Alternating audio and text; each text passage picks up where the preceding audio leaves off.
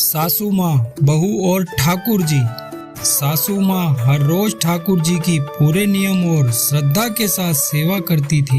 एक बार सासू माँ को कहीं यात्रा पर जाने के कारणवश घर से बाहर जाना था। सासू माँ ने विचार किया कि ठाकुर जी को साथ ले जाने से रास्ते में उनकी सेवा पूजा नियम से नहीं हो सकेगी। सासू माँ ने विचार किया कि ठाकुर जी की सेवा का कार्य अब बहू को देना पड़ेगा, लेकिन बहू को तो कोई अकल है ही नहीं कि ठाकुर जी की सेवा कैसे करनी है। सासू माँ ने बहू को बुलाया और समझाया कि बहू, मैं कल यात्रा पर जा रही हूँ और कल से ठाकुर जी की सेवा और पूजा का सारा कार्य तुमको ही करना है। कैसे ठाकुर जी को लाड प्यार करना है। सासू माँ बहू को समझाते हुए बोली, देख, ऐसे 3 बार घंटी बजाकर सुबह ठाकुर जी को जगाना है, फिर ठाकुर जी को मंगल भोग कराना, फिर ठाकुर जी को स्नान कराना, ठाकुर जी को कपड़े पहनाना, फिर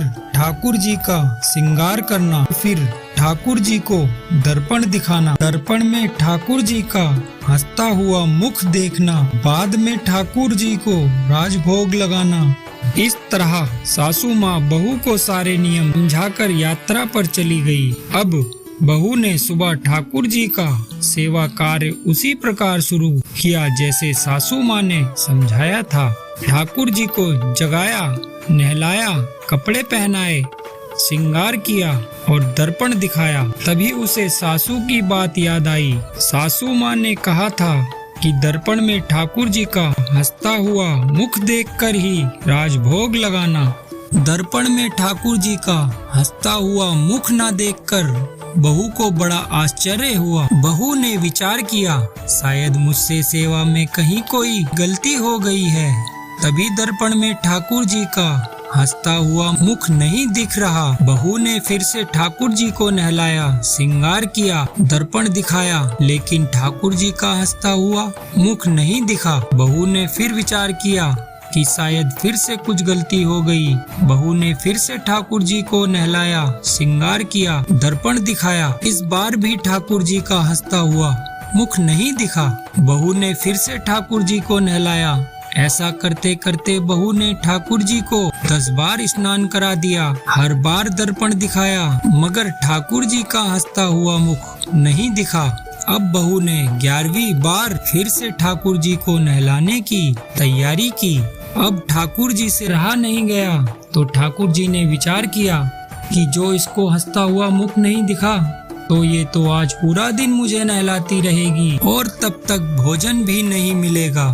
अब बहू ने ठाकुर जी को नहलाया, कपड़े पहनाए, श्रृंगार किया और दर्पण दिखाया। अब बहू ने जैसे ही ठाकुर जी को दर्पण दिखाया, तो ठाकुर जी अपनी मनमोहिनी मंद मंद मुस्कान से हंसे।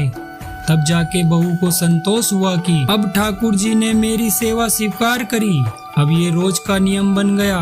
ठाकुर जी रोज हंसते। सेवा करते करते अब तो ऐसा हो गया कि बहू जब भी ठाकुर जी के पास में जाती, बहू को देखकर ठाकुर जी हंसने लगते। कुछ दिनों बाद सासू माँ वापस आ गई।